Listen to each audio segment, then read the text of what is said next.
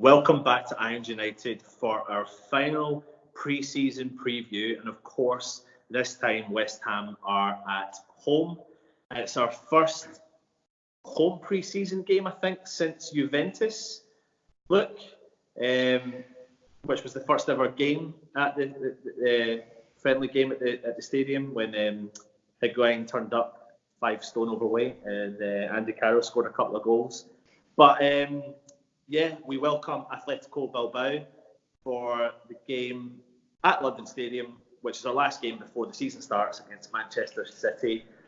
Interestingly, though, nearly 19 years ago was the last time West Ham played Atletico Bilbao, and it was actually Julian Dix's testimonial match at Upton Park, which didn't really have a friendly atmosphere at the game because a massive brawl broke out, and the manager at the time had asked if Paulo Di Canio and the captain from Atletico Bilbao could just get taken out of the game before they received red cards. They didn't want to have red cards in a testimonial match.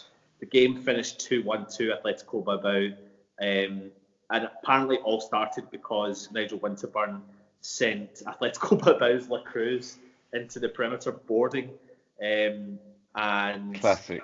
A trip from, I think another tackle came in by Igor Stimac, and the tempers just flared over for an exhibition testimonial match. The fans definitely were treated to a fantastic event. Unfortunately, West Ham got beat last time out. Another interesting thing about that day also was the fact that Julian Dix actually had to pay Atletico Bilbao to turn up 35 grand from potentially his receipt of money, because obviously testimonials are designed to give a player's last ever send-off financially, and apparently he potentially earned over 200 grand, of which he had to invest 35 grand to make them turn up. And I think Atletico Bilbao's gift to Julian Dix was an ashtray. So it'll be interesting to see. This isn't a testimonial, of course, but this is our last pre-season friendly. Sorry, I've talked a lot. I'm Anton, of course. This is Luke. Get your comments in below, hit the likes, hit the thumbs up, subscribe to the channel. Luke, pre-season, what's your thoughts all in on our pre-season? You've just done a solid me there and just talked for ages and come up with no substance whatsoever, just waffling on. I'll take over from that instead. It's quite funny you mentioned about being the first ever game in a London Stadium was a pre-season game. It's taken us about 3 years to get back there. Yeah. And Higuain being overweight and all that, it's surprising we didn't put an offer in for him back then, because that's what we're buying, the sort of support players then.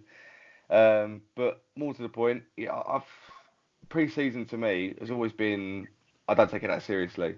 Literally, it'd be lovely to see us playing some great stuff, putting some great performances in, everyone looking really good, winning games, fantastic. It gives you a good omen, and it bodes well for the start of the season. But fundamentally, I think everyone knows what it's for. It's for A, fitness up for the new season, and B, experimentation from the coaching and management staff to get ready for the new season. Unfortunately, we didn't do that well in the Asia Cup, but since then we've done, in my opinion, really well to come back and beat Berlin. This week, which I don't know where last time West Ham won for 5-3 in that manner, with back and forth.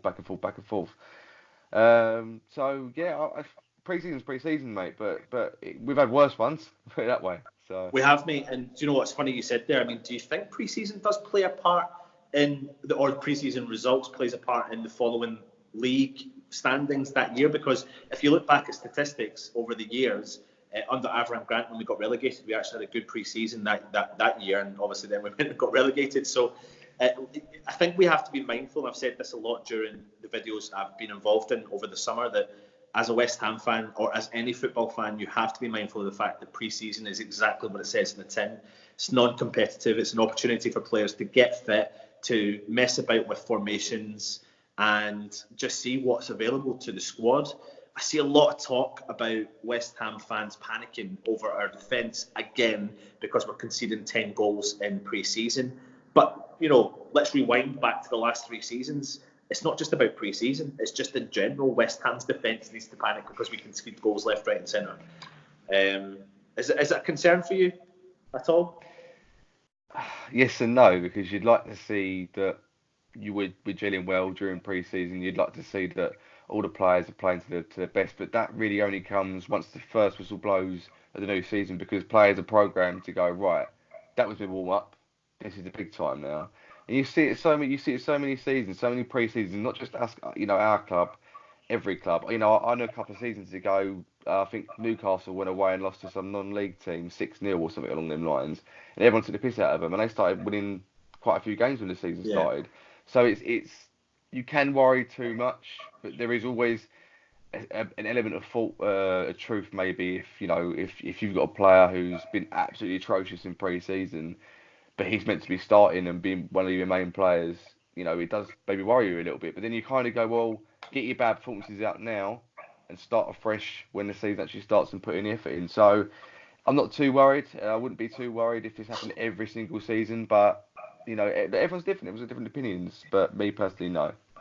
of course. Well, of course, West Ham welcome Atletico Bilbao, who finished 8th in La Liga last season. Their pre-season form has been mixed. They've played, from my understanding, 1, 2, 3, 4, 5 games, 4 games so far.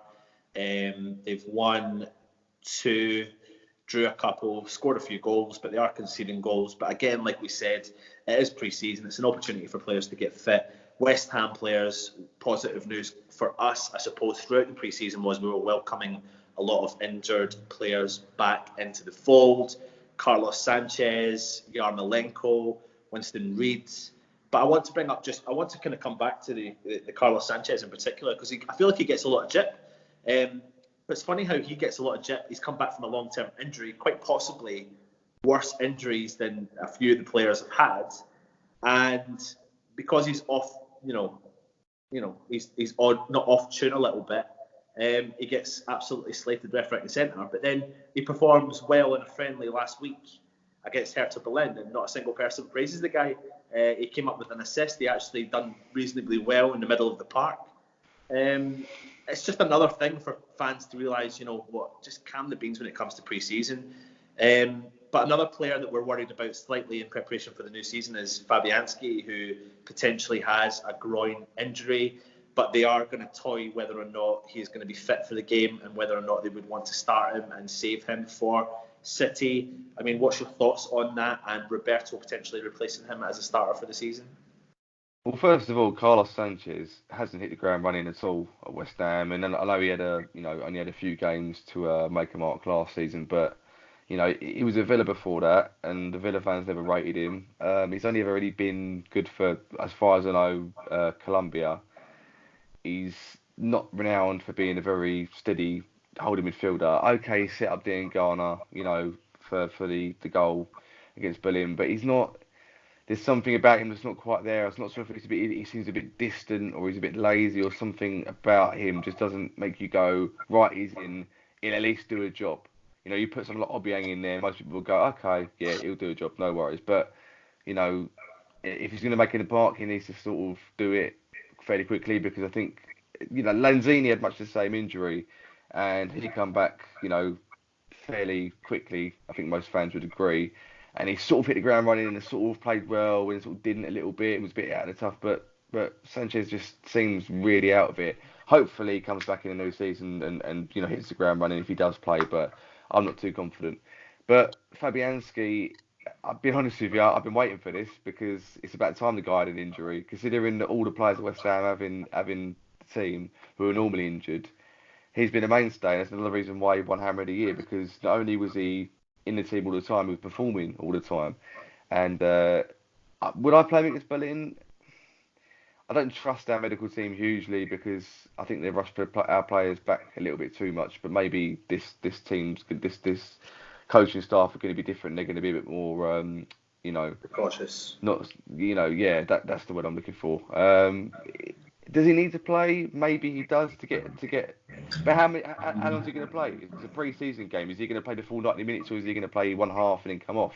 So maybe it's a case of, if he plays, I don't know, first half or the second half, and gets Well, a run out, see how he's doing. it's been a common theme throughout our pre-season games, and particularly over the Hertha Berlin game, we used 20 players over over the full game. So I think we'll see that again for this week, but or tomorrow's game. But do you think we'll see the closest to his starting lineup for against Man City with what he goes with tomorrow? I mean, because we're going to be welcoming a few new signings, Fornals and Haller, to London Stadium, so it'll be nice for them to be able to play in front of a big crowd and see the West Ham fans at home in preparation for the following week. He has to. He has to. I think before the season starts, you need to get that mould ready, because if you keep swapping players around like it's like the start of pre-season, players are going to get a bit be rattled, if that's the right word to use, because you want to go. I want to make my mark. There might be a few players that get a few chances, maybe a few youth players, maybe Holland, maybe Dean Garner get a game, but half an hour here or there. But fundamentally, you have to start with that team.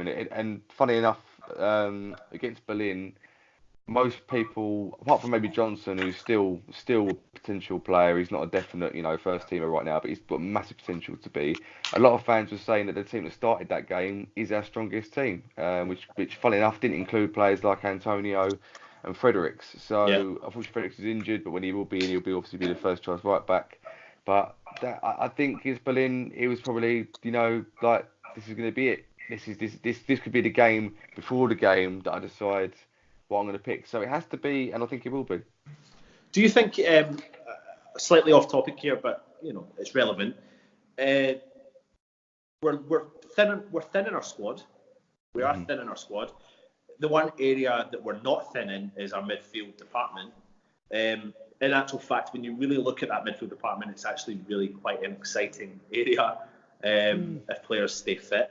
But I mean, apart from, do you, with a week to go, do you think we're going to be extremely active in the transfer window? I mean, you can listen to what you hear as news that comes out on social media accounts that say, 1 minute we have no budget, the next minute we have a budget, 1 minute we're not interested in a player, the next minute we're interested in a player. See if we just remove all that crap to one side.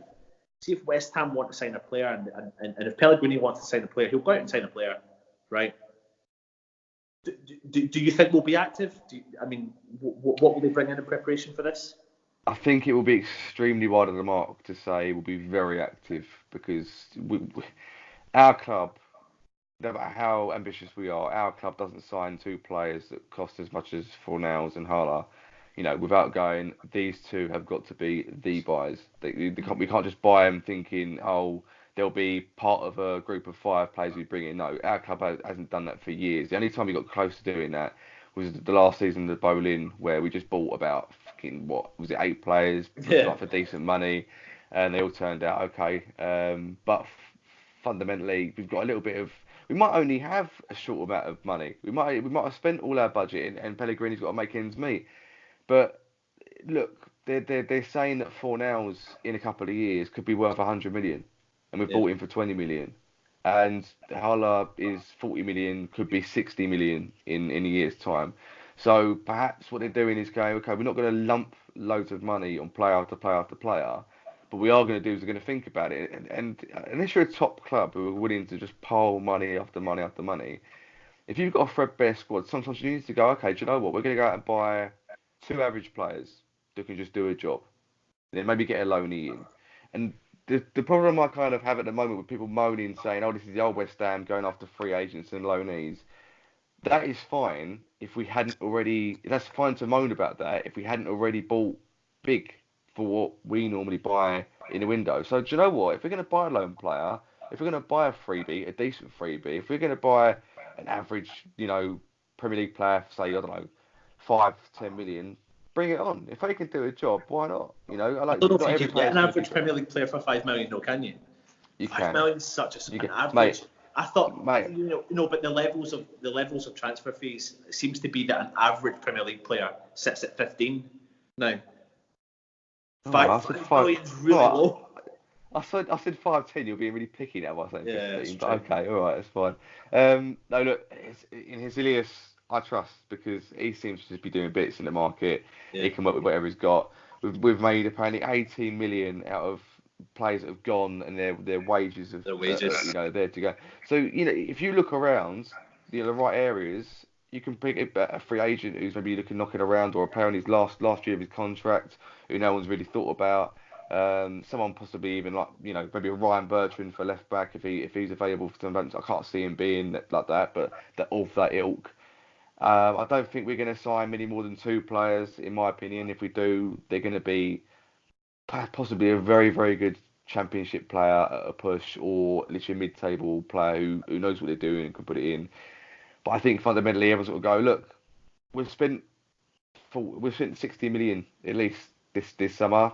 Most fans before the season started would have gone, brilliant, 60 million, fantastic. Especially on two players everyone seems to be buzzing about. Holler's meant to be a fantastic hold-up player, and Fornals is the creative midfield genius we've been lacking since Payet. So I don't think people are going to moan.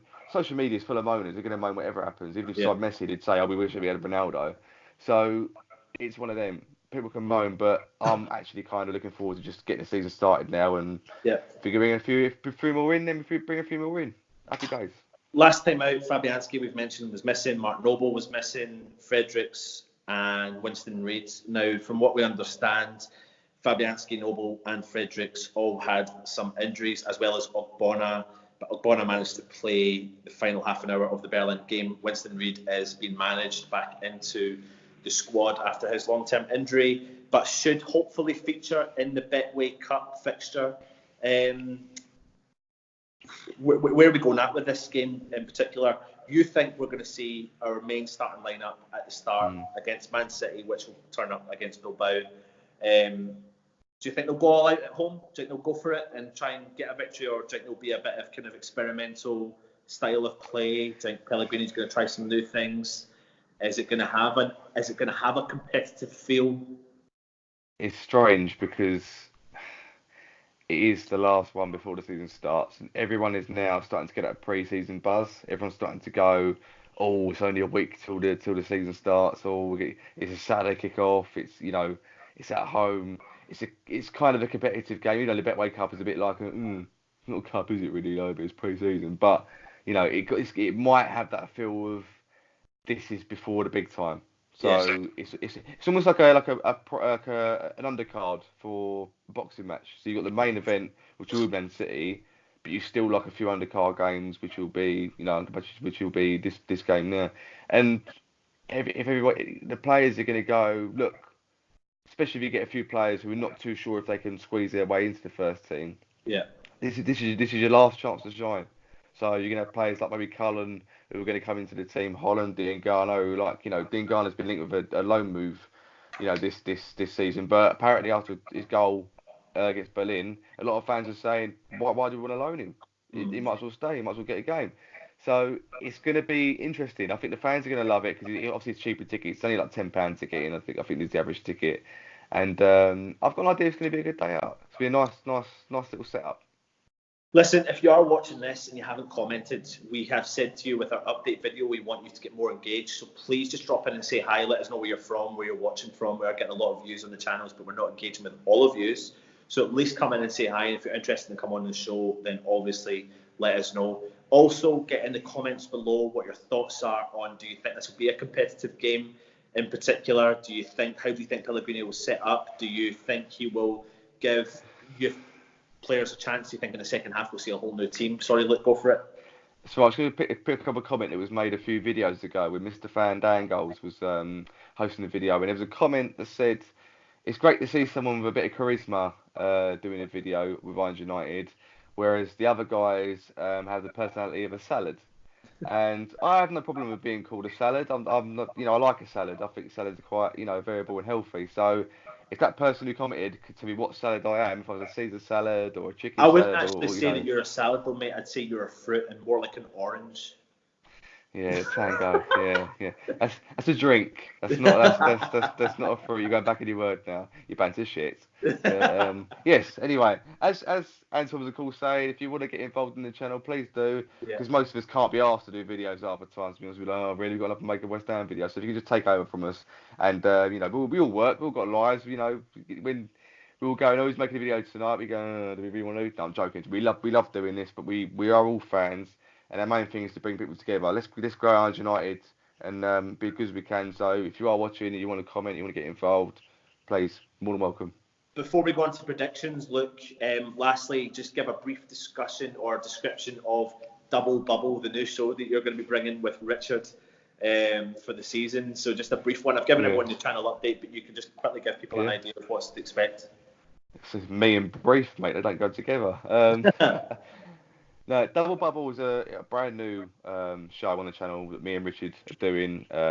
Richard's a very good mate of mine, and he knows his stuff. He's got a lot of things to say, as I have. We're very passionate about the opinions that we have as well. We love a bit of social media. We love everything that pops up in the West Ham world. But fundamentally, we're two mates who like a laugh. And sometimes when you're watching West Ham, you need a bit of a release. You need a bit of a giggle about certain aspects. We're serious at times, but a lot of time we just like to vibe off each other.